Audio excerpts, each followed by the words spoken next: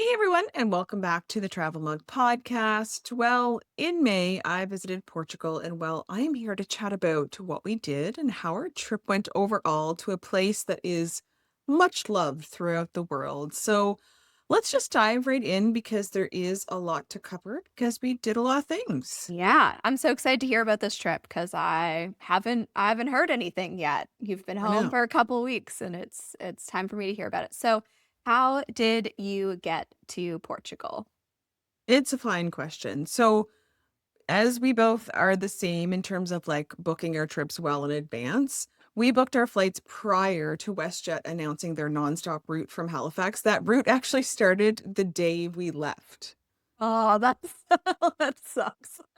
We flew out on Air Canada May 1st. So did the people in WestJet, but directly. Boo.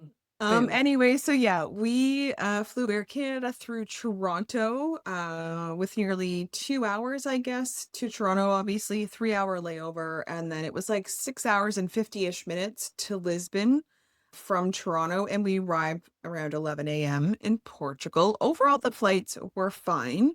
And I'm going to address something that you were actually going to talk about in a future Travel Tip Tuesday, but there was some turbulence and I did get airsick. I didn't like throw up or anything, but I got very like nauseous.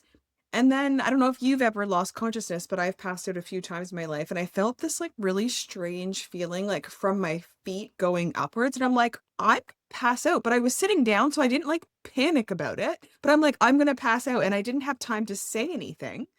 And so Peter thought I had fallen asleep because he happened to look over right when I like lost consciousness, which hopefully was only for a few seconds. And I felt like really sweaty afterwards, but then I felt fine. No, that sucks. That really Yeah, sucks. it was really weird. And after that, I was totally fine. Like I didn't feel nauseous anymore. So I'm just like, okay, if that had to be the payoff, I guess your body just hit the reset button there. There was like turn it off and turn it back on again. unplug it and plug it back in. Anyway, so besides the whole like losing consciousness ever so briefly, it honestly was not eventful besides that. And from Toronto to Lisbon, I don't know if you've been on a plane this big, and I don't know, I seemed more freaked out a bit about it than Peter, but we were in row 60. No, I think so. We were on a pretty big plane to Montreal a couple weeks ago, but I think we were in the last row and we were 48. So Yeah, that's still yeah. quite a few rows after that. Yeah. I know it was and we were at the last row. Like we were probably there was probably like 5 or 6 rows behind us. The plane was friggin' huge, and I actually wanted to say I did sleep a tiny little bit with my turtle neck brace, so that was Ah. workable. Yeah, that's great news. I know. All right. So you fly to Lisbon, you get there at like 11 a.m. or so. What happens after you land? Yeah, so the plane being so big, we actually got off at the back. So we didn't have to wait for all of the other people to get off, which was actually quite nice. Petition to do that every time, please. Exactly. And like every flight, it seems in Lisbon Airport, you can't get to the terminal without a bus, which is truly unfortunate. So we had to get on a bus from the plane to the terminal. And that took us from like waiting for people and then to actually getting off because there was quite a big lineup of buses trying to offload people. I'm going to say it was like 15 to 25 minutes. And during that time, of course, knowing about the new EES system, I was kind of like dreading the immigration portion because I like to worry about things in advance. So once inside, we were directed to like a really long line for immigration. There were like hundreds of people in this line. However, once we got to the end of the line, a woman appeared in front of these like doors right beside us as we got in line and said, for anyone not connecting, come this way. We Okay. were like, okay, ma'am, we're going to follow you because you better believe we went that way. And then we easily found it was kind of like abandoned. Where we went, it was very strange. It was like down an escalator and like this big empty room that had the EES machines, but no one was there. Weird. I know. So we were like, cool, let's do this. Now, I do want to mention specifically for Sweden and Portugal.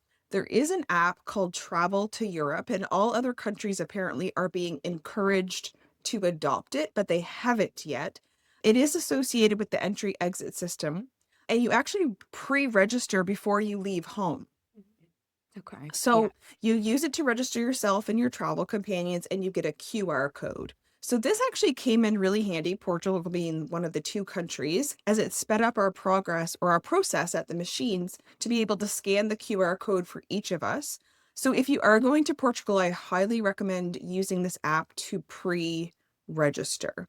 As the machines, like I said, there was no line, and we were in and out of the airport with our luggage within like 15 to 20 minutes. Amazing. I know. Once we went through the EES system, there were people in this like booth where normally they would check passports, and they were just like flicking us through, and we're like, all right, Okay. Cool. the off we go. Yeah. And I will talk about our departure now since we are in the subject of the airport, so I might as well cover that now. Lisbon Airport, as someone without a EU passport, is a terrible experience, especially on departure. I'm gonna be honest when I say this, and I'm prone to exaggeration at times, but there was a line of thousands of people for international passport control. So this is after you go through security. Once you walk through duty free, you could come out and go to a food court, but right steering in front of you are people in line. And it is literally the longest line I've ever seen in an airport, and maybe literally the longest line I've ever seen anywhere else. It did take us 1 hour to get through this line. When we got to the back of it, and I'm telling you, we walked for like 4 to 5 minutes to get to the back of the line. And when we got there, the airport worker said it takes 2 hours from here. Whoa. I know. So other people we heard actually did miss their flight because of that line. People actually on our flight who had missed their flight to the US, so they had to now go through Toronto. I'm positive it has to be a regular occurrence. And then at the gates in the international terminal, there's not enough seating at the gates. People are like lined up along every wall because there's maybe 40 seats per gate. Thanks. And then the PA system like was barely used or non-existent. There were terrible lines for the bathroom and the food options, literally just long lines everywhere, and people constantly running through the terminal so knowing they were going to miss their flights. And we arrived 4 hours in advance due to our car rental drop-off. And the whole process for us, somehow it only took an hour and 30 minutes, but we know that it was really much longer for other people. So my advice, if you are departing from Lisbon Airport, is don't go to the really big food court, even though the food options past that point are trash. Go to passport control first, because this is how I'm sure a lot of people end up missing their flight, as they underestimate the size of that line, because you think, oh, it's just a line. But then you walk for 5 minutes and get to the back of it. It is literally one of the worst airports I've ever been into in my life, and they need a new one. Apparently, we looked it up and it is rated one of the worst airports in the world. And it's hard for them apparently to expand or build a new one because it's actually within like Portugal city limits. Hmm. So they just need to knock it down and start over. Yikes. That sounds like not a lot of fun at Yeah, it all. was we couldn't believe the whole thing. But anyway, bless their hearts. Bless their Yeah. hearts. All right. All right. Let's move on. So, you've arrived at the airport. What did you do after you arrived? So once we left the airport, it was easy to find a taxi. We literally just followed the taxi sign. We waited maybe 2 or 3 minutes. The taxi from Lisbon Airport to downtown Lisbon was 24 euros. And that was super easy to maneuver. We didn't book anything in advance. And then Lisbon was our first stop for 2 nights.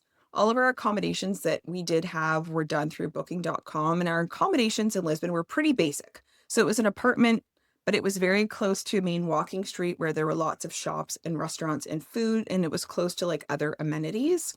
If you are looking for a gift shop in Lisbon, there's one every 20 paces. So never worry about finding trinkets to bring home. I did want to mention that. So we booked where we booked because we always, of course, check Google Maps before we do book our accommodations to be more central. And for reference, our accommodation was within 4 to 5 minutes of the Rua Augusta Arch, which is right on the waterfront. We spent a lot of time, and I meant to look it up, so I apologize, but everyone has Google. The pedestrian area that was really close by, that's where we spent a lot of our evenings. We had wine at a place called Tapas and Friends, and this was the place where we actually ran into two tables of separate groups that were both from Nova Scotia. Okay, what are the chances? I think they came in on the direct flight because they were smart. Ah, But the world is a super small place because I wish I had said it out loud before I heard them talking. Because I wanted to say to Peter, that woman, and all of them really, they had the Nova Scotia look. I can't explain how I knew, but I'm like, they look like they're from home. Sure enough, they were like from Amherst or something. I was like, well, hello, Amherst people. Anyway, you've small got the, world. Nova Scotia Dar. Nova Scotia Dar? Nova Scotian Dar? What's that? Yeah, yes. Here, that's exactly what I had. All Yeah. right. Radar for the Nova Scotians, yes. Yeah. So we did a lot of walking to see the city by foot, including climbing the ill-fated hill where there was that tragic funicular accident. It was literally the steepest hill I've ever climbed. It was terrible. And Peter ran up it, and I hated him as he did it because then I just walked super slow. And that day, the one full day that we had in Lisbon, we probably walked 10 kilometers. We visited the Eduardo the Seventh Park. We walked through Pink Street, which was super touristy. It's like full of bars. It's kind of one of those places like influencers go. And we were just in the area. We didn't get a drink or anything. Some of the bars there opened at midnight and closed at like 6 a.m. That's not my type of place. Okay. No, no. We did do a bit of shopping and of course visited Rocio Square, which is near the Big Arch. It's a central focal point in Lisbon. And then more to say on Lisbon at the end because we did have one regret. For food, we had several bufanas. It is like the most simple and delicious pork on a bun. And we got that at Bifana's do Afonso, but you could honestly get one anywhere. It's very traditional there. And of course, I want to recommend pastel donatas are obviously known in Portugal. They're super famous there. But there's a place, and I'm probably going to like mangle the name, but it's called Mantigaria. It's in the walking district where we were. There will be a line, as there always was, but it's worth it. And the line moves fast. They were warm and they were so delicious. It was probably a tie for the best ones we had on our whole trip. And then I wanted to mention to leave Lisbon, the Uber that we caught from our apartment back to the airport to pick up the rental was only 18 euros plus tip. Okay.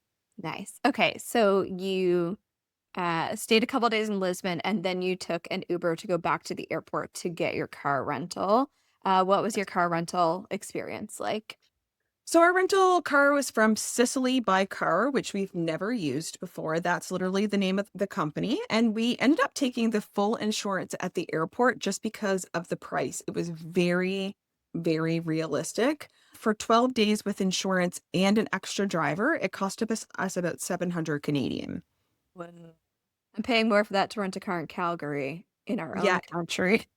yeah, it was there was no way we could turn it down. I said like we didn't discuss it a little bit like if it's reasonable, we'll take it. If not, we'll use our credit card. But we got there and we're like we can't pass up like how reasonable to have zero concern. So we did take it.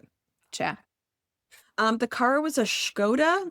It's a car from the Czech Republic. It's a brand from there. It was automatic and it was really good on gas. And it only had like 1,000 kilometers driven on it when we picked it up. For gas, it cost us for the whole trip 126 euros. Bad.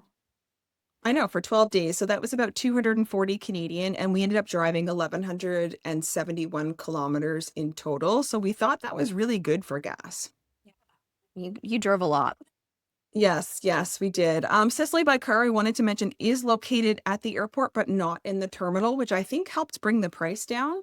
And we had a really great experience with them. We also booked it on booking.com. I would highly recommend.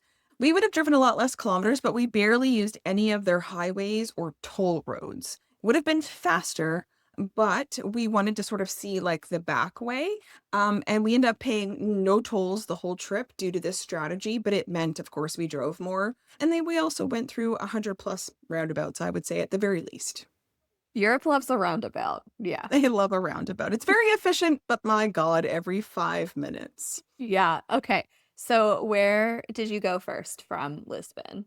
Yeah, so from Lisbon, we drove to the north to Nazare or Nazare. I don't know. I'm literally probably going to still mangle these names, so I do apologize. We did do that for 2 nights. We also avoided highways on that trip, so it made it a couple of hours from Lisbon. On the way, we did stop at the walled village of Obidos. It has a Moorish castle, lots of shops, a really cool vibe. We've been recommended to stop in and see it. So the castle walls were all around, and encapsulated within that were people where people lived, where people had little shops, the cafes. It was like such a cool, cute little vibe, and it was free to visit and free to park. So if you're ever going in that direction, I highly recommend. Super cool. I know. So in Nazare, we stayed in an apartment overlooking the beach, which was about 300 Canadian for 2 nights. It was a super, super deal. It was a two-level apartment. And we did book it way in advance, and it was one of the few places we had to pay for at the time of booking, and it was non-refundable, but we took a chance because we thought it was too good to pass up and we would just lose the 300 if we had to. But there was a balcony downstairs and a balcony upstairs that overlooked the beach, so it was actually like a rooftop patio. The town itself had a really chill vibe. It was a surfing community, and it was right at the water. It was really, really nice. And this is where in the wintertime you can go and see huge waves. It's specifically known for that there, but of course, we weren't there at the right time of year. So while we were there, we took the funicular up to the town of Nazare. So it's sort of up on a mountain, but also down below. So we went up to the cliff overlooking the beach, and that was took the funicular, which was €4 return. Well worth the trip and a nice way to spend a few hours. We sat on the beach, of course, with our little toes in the sand. And we explored some back streets there as well. I would say the restaurants and nightlife in Nazare were not that great. It's more of a daytime place. We did eat a couple of times at a place called Sands Cafe, which was run by a local woman, had all local people as clientele, which is always a good sign. The food was really good. So please assume as well, going forward in this explanation of my trip, that no matter where I talk about, we ate pastel de natas there. Yeah. Yeah, I mean, as I would too. Indeed, indeed. And I do want to mention the parking in Nazare was harder to find. It was not included in our accommodations, and we ended up using a parking garage as recommended by our host for 2 days that we were there, and it was €34 for the duration. And normally, and that was a lot, but it was okay because our accommodation was really cheap. And we had paid in advance like months before, so it felt free. So we are like, oh, 34 euros, who cares? Ah, travel math. Yeah. Trouble girl math indeed. Yeah, love that. Okay. Where did you go next? So yeah, this was Peter's idea when we were booking our trip because he's like, we need to sort of at least get away from the coast at least once.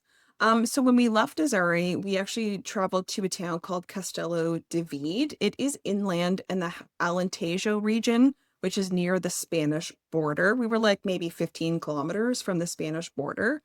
The drive was about 3 hours off highway, and on the way, we did stop at a town called Batalha, and there is a monastery there. It really was worth a stop, but if you wanted to see more of the complex, you had to pay €15 each, and we really didn't care about it that much, you know? Fair. So we didn't. Um, After the monastery, we continued on to Castello de Vide. Like I mentioned, avoided highways on that trip as well, which allowed us to see the little small towns. And once we were in Castello de Vide, our accommodation here was super reasonable. It was under $200 Canadian for 2 nights, and it was a small apartment. Whoa. Okay. I know. The town has completely free parking all throughout the town. You kind of have to like fight for it a little bit because everyone, of course, is parking there. So we parked by a church, and then we had like a 2 to 3 minute walk to get to our accommodation up a hill, of course, because all of Portugal is a gosh darn hill. No matter where you go. We really did enjoy our time here. It was much less touristy. But because of that, it was hard to find food at restaurants prior to 7 p.m. There were very few spots open and very small grocery stores. I'm not complaining because, of course, that is their way of life, but I'm literally just letting you know when it's less touristy, you kind of live like a local, which means maybe being a little bit more hungry than normal. We visited a castle right in town, which had amazing views. There were people actually living within the walls of the castle in smaller dwellings, and you could actually rent to stay there if you were a tourist as well. And then we went to the nearby town of Marvaux to see the castle in that town as well. And that castle was 150 euros, like €1 50. And it had really great views. Again, food and drink in Castello de Vide wasn't great. But our favorite spot, we grabbed a beer and some bacon toast, was called Verona Craft Beer House. Lots of locals and a really good atmosphere. Cool. All right. So you were 2 nights there as well? Exactly. And then that was more north. So we decided, of course, now to start heading south. It was our second longest drive to head south. I would say about 4 hours and something. And on the way, we stopped in at the Chapel of Bones, or the Bone Chapel, which is in a town called Avora. So the chapel itself is tucked inside the Church of St. Francis. And I think in mine and Peter's head, before we got there, we thought it was like going to be out in a field and there would be just like this odd chapel of bones. But it was like in this town, inside of another church. It was like a Russian doll situation. I'm like, anyway, so it was not what we expected, but that is fine. So what the Chapel of Bones is in the 16th century, they had to make a tough yet practical decision because their cemeteries were overflowing. So this led to them repurposing the bones of those who had passed, and making this Chapel of Bones. Literally, the inside of the walls are filled with bones of people, literal humans, so skulls and all of the body bones.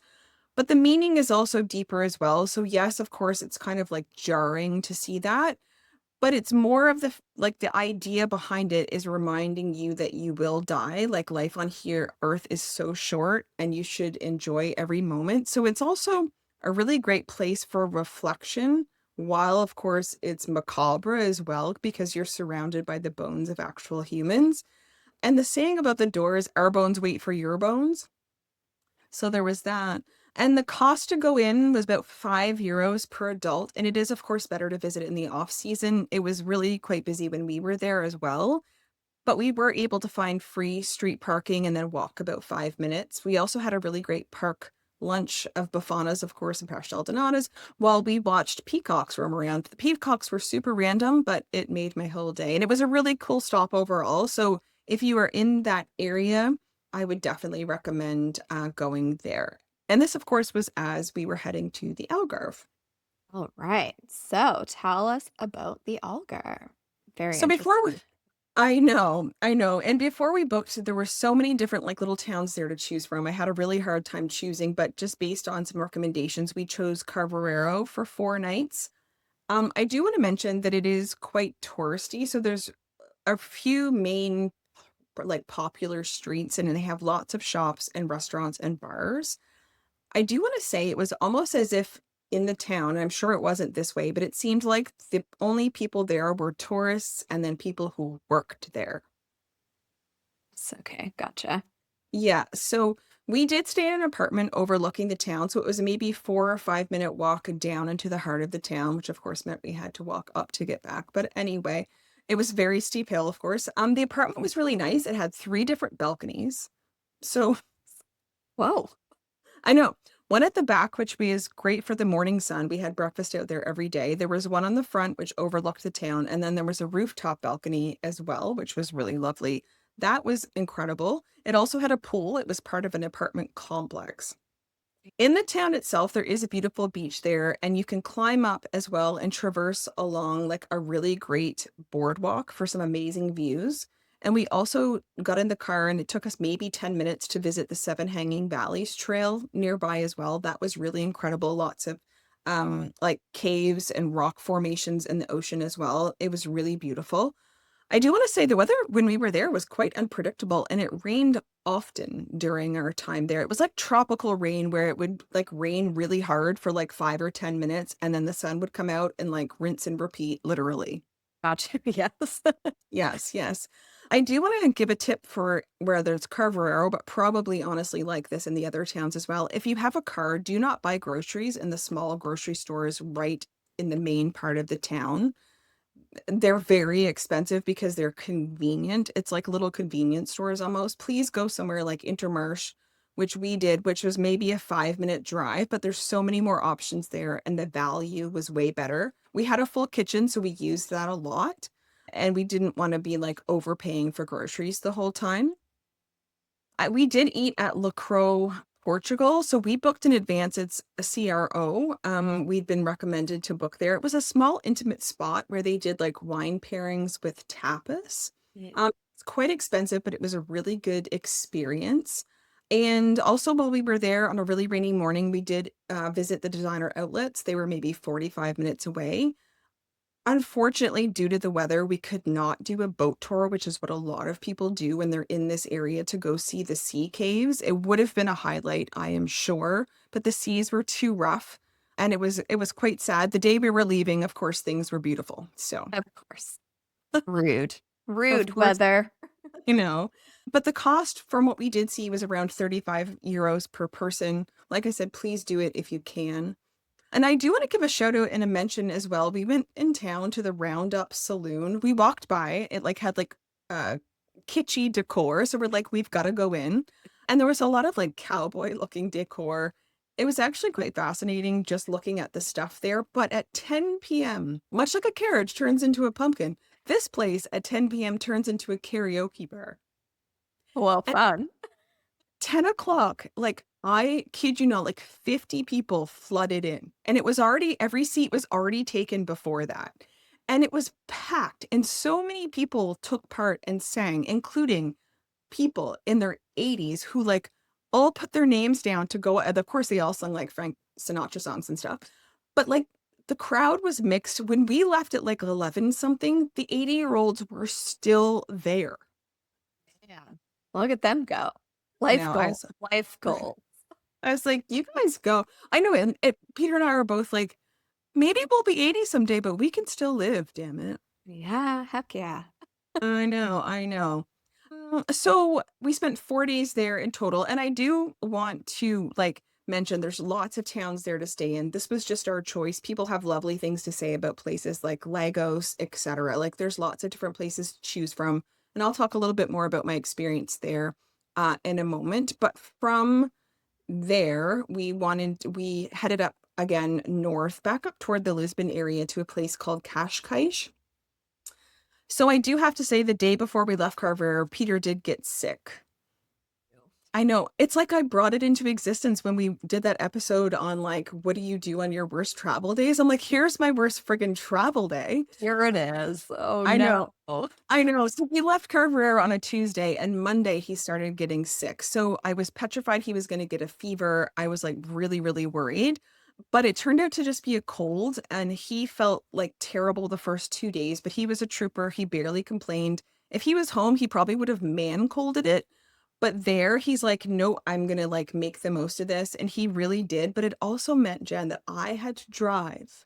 Oh, come on. I know, I know. I had to drive most of the way from the Algarve to Cascais, which is almost back to Lisbon. And we're so stupid, we didn't take it off of avoid highways. So the drive was like 5 hours. Oh. I know. And I don't even know why we never normally get a second driver on our car rental, but for some reason I had this really weird premonition. So I like forced the hand to get it. And I'm like so glad that I did. Yeah. Um, and I mean, the driving was fine. We lived to tell the tale. There was a couple of roundabouts I probably should have stopped, and when I didn't, but it all worked out. And unfortunately, he did feel the worst on like the first day in Cascais. It's unfortunate because I freaking loved that place. Like I wanted to crawl inside of it and never leave. Oh, wow. All It was my right. it was my favorite place on the whole trip. It has two beaches, which are really nice. One is actually right in town. So there's a beautiful waterfront and a marina, a really cool vibe, amazing back streets, and it's very metropolitan. They have a great pedestrian area as well with lots of restaurants and bars and shops. We did stay in an apartment up from the marina overlooking a park. There was a dog park, which was even better because I got to see lots of dogs. So that was really amazing. This was the other place where no parking was included. So we did pull up right in front of our place to a meter, but the meters like were a huge ripoff. Like they were so, so expensive. So our host actually gave us advice and sent us a link with a dropped pin on where we could go and park for free, which was about a 6-minute walk from our place. So we actually did that. Ooh, shout out amazing hosts. Thank you. I know, I know. Thank you so much. And so things to do there. There's a palace in town to visit, remains of a fort, and it is recommended to go watch the sunset and see Devil's Mouth scenic spot. Because of the way Peter was feeling, we did a little bit less there. Although he did everything possible while we were there. But right across the street from where we were as well, so across from the dog park was Park Miracle Carmona. So it is a big open green space with lots of birds. We loved it there. So we spent quite a bit of time there. The vibe was just immaculate. I just couldn't get over it. This was the place, I don't know if you saw my story, but like on the balcony the night before we were leaving, I was like crying as I often do on vacation. I was like, I just don't want to leave here. Like it was one of those places that just like crawled inside my soul. I swear to God. Yeah, I love that. I'm glad that you experienced that on this trip because it's so special because not all places are like that. So, Yeah. Yeah. yeah. Some places just speak to your soul more than others. Yeah. Yeah, for sure. Couple places I want to recommend for food and drink. Euphoria Coffee and Brunch. It was a bit pricey, a little bit more touristy, but the food was really good. And this was one of the first places we got a galoon. So a galoon is kind of like specific to Portugal. It's milk and coffee, similar to a latte, but it's for some reason it tasted better and it comes like in a tall mug. So it's 1 part espresso and 3 parts milk. I don't know why, but it just tasted better, I think, because we were in Portugal. And once we found out about those, we got them everywhere.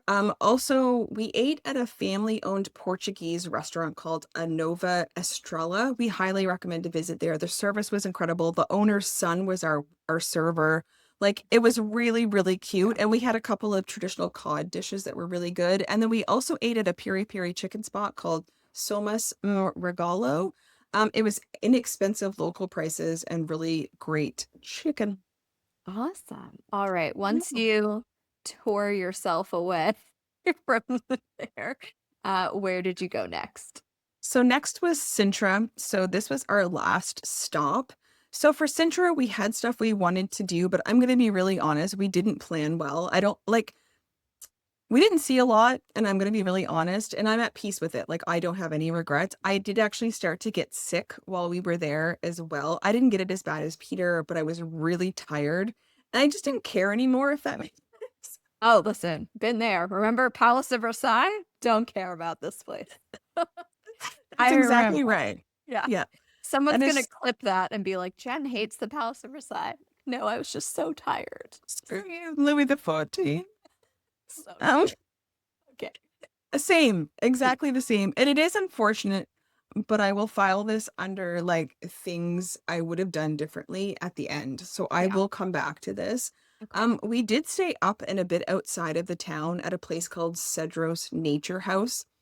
Parking, I knew in advance in Sintra would be a nightmare, and I swear I picked this place because it was outside of things, plus it had free parking. Shouldn't drive people's decisions, but I'm 50 now and I care about where I have to park. Uh, Same. It was a really peaceful stay because it was kind of up and out of the town. Breakfast was included, the only place we stayed, and you could see actually most of the landmarks that people were going to visit from our balcony. That's cool. I felt at peace with that as well. So while you're here, you could book a guided tour. One of my friends had done that. We did inquire about it, but it was wildly expensive for a day, like 400 euros for 2 people. And in Canadian, that's a lot of money. So we're like, no, thank you. You could also do tuk-tuk tours. There's a lot of those in the town, as well as Lisbon. That's another option and a way to see Lisbon if you don't want to walk as well. Tuk-tuks were everywhere. But you could also go on your own and visit the popular spots as well. So I did just want to like mention them in case people are interested. These are sort of the highlights. There's the National Palace of Sintra. There's the Peña Palace. So you can book tickets online in advance, and you should. And you can actually buy tickets just to see the outside gardens or a ticket to go in. There's the Moorish Castle. There's Quinta de Regulera and the Initiation Well. We actually walked to the Initiation Well, and you risk your life wherever you walk in Sintra. So we risk our lives to walk there and then realized the tickets were sold out for the day. I'm like, I'm breaking every single podcast rule I've ever talked about, but it's like I blacked out once I booked this place to stay. And then one thing we did do there was the Montserrat Palace and Gardens. So we got an Uber here and back. Driving in Sintra is also terrifying because the roads are the size of a postage stamp. But at this palace, the gardens were beautiful. Like, we spent so much time walking around, looking at all the flowers, listening to the birds. It was so beautiful, and we had no issues getting tickets upon arrival. So we didn't have to book that in advance. Apparently, it had been closed for a long time, and it's only recently reopened, and so it isn't as many people going there. So overall, like I mentioned, Sintra is not pedestrian friendly. It has become very, very busy. There is lots to explore, so it's worth a visit. And again, it is so hilly. My God, the hills. And I fully admit we didn't do it justice. We didn't prepare it. Like I said, it's like I booked it and blanked out, like I wasn't going there. But there's lots to do, and anything you plan to do there, you should book, obviously, in advance. Mhm. For food, we recommend Tasco dos Strauss. It was great for tapas and, of course, for pastel donatas while we were in town. We actually got them. I'm so ashamed. We got back to our place and we realized we hadn't had any since we've been there. And I think we were going through withdrawals. I don't know. We actually got them Ubered to the place that we were staying, like up in the hills. The deal on the place that I found on Uber was like you get 12 for the price of 6. Okay. I know. And with delivery, it was altogether like 14 euros. And Calvin made his way up there on his little motorbike. I could have kissed him right on the face because it was the best, it was the best money I ever spent. And the name of the place, I have to tell people, is Fabrica Donata. Like, you have to go there if you are in Sintra. Like, Calvin was the best human that has ever lived because when the pastel donatas got there, they were still warm. God. Oh, Amazing. Kelvin. They were a bit greasy, but they are absolutely delicious. We brought 6 home and we, like, parsed them out the few days after we were home, like they were the most precious thing in the whole world. Like, I carried them on every plane we were on. I, like, guarded them with my life, and it was worth it. I'd do it again 100 times over. Amazing. Amazing. Um, All right. So you've mentioned a few times that there's some things that you would have done differently if you were planning this again. So, what are some of those things that maybe you would do differently and like some tips for people who are planning their trip to Portugal? Definitely. So the main thing we would have done differently, I want to say, is we would have stayed longer in Lisbon. So maybe 1 or 2 more nights, and then we would have done Sintra as a day trip from Lisbon via train. And we, of course, would have booked those sites and the things to do in advance. So I think we missed out on seeing more of Lisbon. And I think Sintra, you could get all the things done in a day, so it wasn't necessary to spend 2 nights there. Again, not necessarily regrets, but I would have done that differently. Yeah, no, that makes sense. Yeah, I also want to recommend as a tip to have cash on hand all throughout the country. It's a good idea. Quite a few bars were cash only, and it was often easier to pay in cash and tip as well. And I want to recommend as well that if you have to get out money, try to find a bank machine that's in the multi-banco network and avoid the private ones like Euronet. So that's sort of what we discovered. And as for tips, they're not expected, but of course appreciated. And oftentimes rounding up the bill is a nice touch. And a lot of the machines, if you pay by card, don't give you the option for a tip. So you actively have to want to do it and make a point to ask to add it to the bill or leave cash. I also want to mention, and I've referenced this a few times, be prepared to like climb a lot of hills. People who say Halifax is hilly, I've decided they've just not been to Portugal before. Fair. Yeah. I Yes. mean, yeah, I haven't. Speaking of walking, I want to mention that when it rained, all of the sidewalks were really slippery. So just really keep that in mind. The stones that were everything was built in like I want to say stones and I guess cobblestones. I don't really know what to call them, but someone in the time of Portugal has put together every sidewalk with intricate care. And there were just cobblestones everywhere. It was beautiful, but just really dangerous. And also, therefore, if you're not used to wearing high heels, please leave them at home because you will break a leg. Yeah, don't do that. Yes, yes. Another thing I would have done differently is I would have spent less time in the Algarve, like shock and awe. I know people are be like, "What?" It is beautiful, but it was really touristy, and not as interesting to me in terms of what I like to see and do on trips. It was beautiful, and again, I don't regret it, but there were more interesting places I probably would have liked to see or spend more time. And to me personally, and I know I only stayed in one place, but to me personally, it was underwhelming, and I felt really weird the whole time, like, why am I not loving this? when everyone else loves it. But yeah, it just wasn't as much for me as other places we went, and I wouldn't have spent 4 nights there, I don't think. And I had reached out to one of my friends who'd been to, the Algarve, and she actually said, "I also found it underwhelming," so I felt so redeemed, like I wasn't the weirdo, but that's just my personal opinion, and I'm sure we missed out on doing some things. The boat thing probably would have been a highlight, but still, overall, I just don't think it was for me. Gotta be honest, you know? Yeah, yeah, that's what we're here for. Like, That's right. And then finally, I would just suggest learning some basic Portuguese, at least thank you and hello, good day. Pleasantries really matter there. It is nice to be able to say something in their language to show respect. So overall, it was an amazing trip. It is a beautiful country and the people are really friendly. We want to go back and visit the north because, of course, we didn't get to Porto. And there's the whole wine region, the Alentejo wine region that we did not get to. So we would like to go back and visit that in the future. We just couldn't do it all in 2 weeks. So that will be an adventure for another day. yeah. Yeah, sounds amazing. Like, thank you so much, Megan, for sharing all of this. And like, I mean, I know we said that's what we're here for, like to be really honest. And I think that that's what is really helpful and will be helpful for other people who are planning a trip to Portugal. So if you would like to see photos of Megan's adventure, check out our Instagram and Facebook pages at Travel Mug Podcast. Or you can learn more at travelmugpodcast.com. You can support the show through Buy Me a Coffee or by leaving us a review on Apple Podcasts or Spotify, or by sharing the show with a travel loving pal. And until next time, safe travels and don't forget your travel mug.